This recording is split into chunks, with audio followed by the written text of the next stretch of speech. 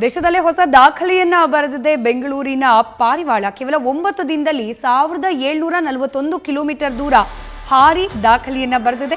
9 ದಿನದಲ್ಲಿ ದೆಹಲಿಯಿಂದ ಬೆಂಗಳೂರಿಗೆ ಹಾರಿದೆ ರೆಡ್ ರಾಕೆಟ್. ಬೆಂಗಳೂರಿನ ಶಂಕರ್ ಅನ್ನೋರ್ಗೆ ಸೇರಿದ ಪಾರಿವಾಳ ಇದು. ರಾಜ್ಯ ಹೋಮಿಂಗ್ ಪಿಜನ್ ಫೆಡರೇಷನ್ ಆಯೋಜಿಸಿದ ಸ್ಪರ್ಧೆ ಇದು. ಏಪ್ರಿಲ್ 16ರಂದು ದೆಹಲಿಯಿಂದ ಹಾರಿದ್ವು 26 ಪಾರಿವಾಳಗಳು. ಏಪ್ರಿಲ್ 24ರಂದು ಬೆಂಗಳೂರಿಗೆ ಬಂದಿತ್ತು ರೆಡ್ ಜಾಕೆಟ್ ಪಾರಿವಾಳ. ಕಡಿಮೆ ಪ್ರಮಾಣದಲ್ಲಿ ಇಷ್ಟು ದೂರ ಕ್ರಮಿಸಿರುವ ಏಕೈಕ ಪಕ್ಷಿ ಅನ್ನೋ ಖ್ಯಾತಿಗೂ ಕೂಡ ಒಳಗಾಗಿದೆ. ಇದು ಹೋಮಿಂಗ್ ಪಿಜನ್ ಅಂತ ಇದೆ. ಇದು ಹೋಮಿಂಗ್ ಪಿಜನ್ ಅಂತಾನೆ ಹೋಗೋದು, ಬೇರೆ ಪಿಜನ್ ಎಲ್ಲ ಬರೋದಿಲ್ಲ. ಇದು ಹೋಮಿಂಗ್ ಪಿಜನ್ ಅಂತಾನೆ ಇದಕ್ಕೆ ಹೆಸರು. ಇದಕ್ಕೆ ರೆಡ್ ರಾಕೆಟ್ ಅಂತ ಹೆಸರು ಇಕ್ಕಿದ್ದೀನಿ. ಇದು ಒಂದು 2019ನಲ್ಲಿ ಹುಟ್ಟಿರೋದು. ಅದು ಕಾಲ್ನಲ್ಲೇ ಅದು ಇಯರು ಹಾಕಿರ್ತೀವಿ. ಎವ್ರಿ ಇಯರ್ ಹುಟ್ಟಿರೋ ಬರ್ಡ್ಗೆ ಒಂದು ರಿಂಗ್ ಹಾಕ್ತೀವಿ. ಕ್ಲಬ್ಸೇ ಕೊಡ್ತಾರೆ ಅದನ್ನು ನಾವು ರಿಂಗ್ ಅದಕ್ಕೆ ಮರಿನಲ್ಲೇ ಹಾಕ್ಬೇಕಾಗ್ತದೆ. ಅದು ನಮ್ಮ ಫ್ರೆಂಡ್ ಅವರು ಚೆನ್ನೈಯಿಂದ ಒಂದು ಬ್ಯಾಂಕ್ ಅಂತ ಓದಿದ್ರು, ನಮ್ಮ ತಮ್ಮ ತೊಗೊಂಡು ಬಂದಿದ್ರು ಇದು ಬರ್ಡ್ನ. ಅವ್ರ ಮದರ್ ಎಲ್ಲ ನಮ್ಮ ಮನೆಯಲ್ಲೇ ಇದೆ, ಅವರು ಅಮ್ಮ ಅಲ್ಲ ಅವ್ರ ಫಾದರ್.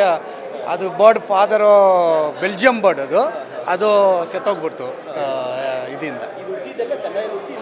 ಚೆನ್ನೈ ಮರಿನಲ್ಲಿ ಹುಟ್ಟಿದ್ದು, ಆಮೇಲೆ ನಾನು ತಗೊಂಡು ಬಂದು ಇಲ್ಲಿ ಅದನ್ನ ಪಳಗಿಸಿದ್ದು.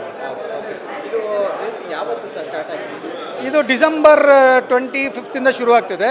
ಇದು 200 ಕಿಲೋಮೀಟರ್ ಆರಿದೆ, 300 ಕಿಲೋಮೀಟರ್ಸ್ ಆರಿದೆ, 400 ಕಿಲೋಮೀಟರ್ಸ್ ಆರಿದೆ, 500 ಕಿಲೋಮೀಟರ್ಸ್ ಆರಿದೆ, 750 ಆರಿದೆ. ಆಮೇಲೆ ಸ್ವಲ್ಪ ಬ್ರೇಕ್ ಕೊಟ್ಟಿದ್ದೀವಿ.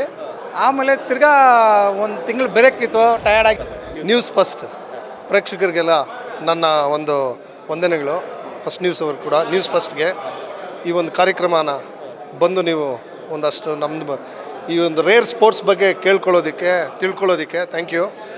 ನ್ಯಾಚುರಲಾಗಿ ಏನಾಗುತ್ತೆ ಅಂದರೆ ಬರ್ಡು ಇವಾಗ ಲೈಕ್ ಎ ವೈಲ್ಡ್ ಲೈಫ್ ಥರ. ಇವಾಗ ನಾವು ಬರ್ಡ್ ದೂರದಿಂದ ಬಿಟ್ಟಾಗ ಇಟ್ ವಿಲ್ ಟ್ರಾವೆಲ್ ಆಗಿ ನಾರ್ಮಲಾಗಿ 90% ಅದು ನೀರೇ ತೊಗೊಳುತ್ತೆ.